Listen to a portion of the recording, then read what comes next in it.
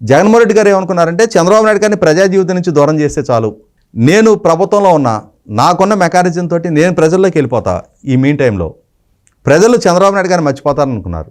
కానీ జగన్మోహన్ రెడ్డి గారి వ్యూహం బెడిసికొట్టింది. అక్కడ ఆయన ప్రయత్నం బూమరాంగ్ అయింది. ఆయనకి చంద్రబాబు నాయుడు గారిని ఆయన స్వేచ్ఛగా రాజకీయాలు చేసుకుంటే ప్రజలు తిరుగుతుంటే వచ్చిన మైలేజ్ కన్నా కూడా ఆయన జైలు పాలు చేసిన సందర్భంగా ప్రజల్లో మరింత విస్తృతంగా చర్చనీయాంశమైంది. చంద్రబాబు నాయుడు గారు ఏంటి, ఆయన స్థాయి ఏంటి, ఆయన రాజకీయం ఏంటి, ఆయన పాలకుడిగా ఏ నిర్ణయాలు తీసుకున్నారు, అవి సమాజం మీద ఎటువంటి ప్రభావం చూపించినాయి, ఉమ్మడి రాష్ట్రంలో ఉన్నప్పుడు ఆయన పరిపాలన ఎట్లా ఉంది, ఆయన తీసుకొచ్చిన సంస్కరణలు ఏంటి, ఆయన నెలకొల్పిన సంస్థలు ఏంటి, కల్పించిన ఉపాధి ఏంటి, సృష్టించిన సంపద ఏంటి, ఆయన క్రియేట్ చేసిన సివిక్ కమ్యూనిటీస్ ఏంటి, ఇవన్నీ ప్రజల్లో చాలా విస్తృతంగా చర్చనీయాంశమైనవి.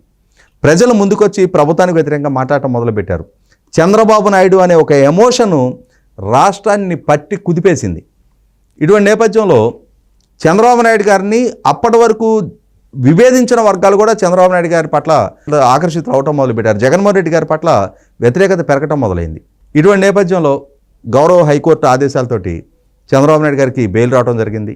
వారిని స్వేచ్ఛ రాజకీయ కార్యకలాపాలకు అనుమతిస్తూ కోర్టు ఆదేశాలు ఇవ్వడం జరిగింది. ఇటువంటి సందర్భంగా చంద్రబాబు నాయుడు గారు అరెస్టు జరిగిన సందర్భంగా నారా లోకేష్ యోగాళం పాదయాత్ర కూడా ఆగిపోయింది.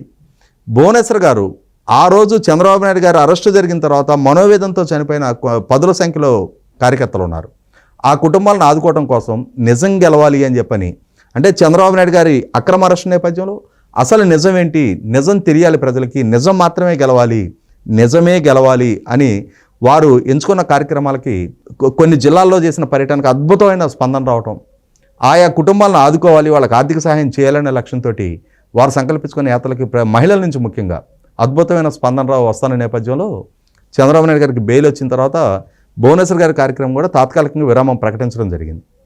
చంద్రబాబు నాయుడు గారు కోర్టు ఆదేశాలు పొంది అనుమతి దక్కిన తర్వాత మళ్ళీ తిరిగి వారు రాజకీయ కార్యకలాపాలు మొదలుపెట్టారు. బాబు షూరిటీ భవిష్యత్తు గ్యారంటీ అని చెప్పిన కార్యక్రమంలో ఉండగానే ఆయన అరెస్ట్ చేశారు. ఆ కార్యక్రమాన్ని వాళ్ళు వివిధ జిల్లాల్లో కొనసాగిస్తున్నారు.